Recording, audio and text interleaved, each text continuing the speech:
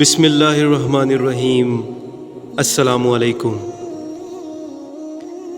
اطراف مدینہ منورہ میں ایک اندھی بڑھیا عورت رہتی تھی جس کا کوئی عزیز نہ تھا۔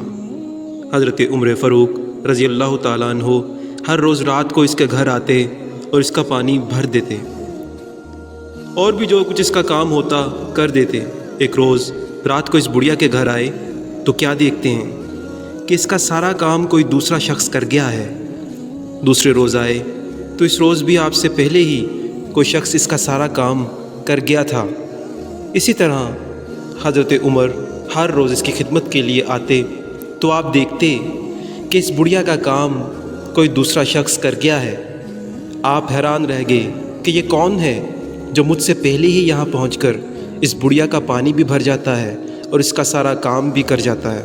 چنانچہ آپ ایک روز بہت جلدی آئے اور اس انتظار میں رہے کہ دیکھیں یہ پراسرار خادم کون ہے۔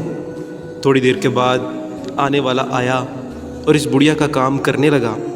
فاروق اعظم یہ دیکھ کر حیران رہ گئے کہ پراسرار خادم خلیفہ المسلمین حضرت ابو بکر صدیق رضی اللہ تعالیٰ عنہ ہیں۔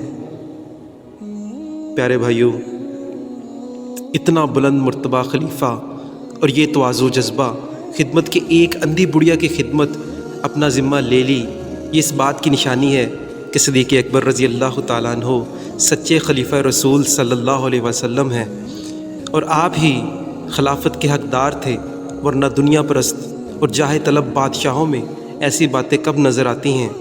اور معلوم ہوا کہ مسلمانوں کا امیر اصل میں مسلمانوں کا خادم ہوتا ہے۔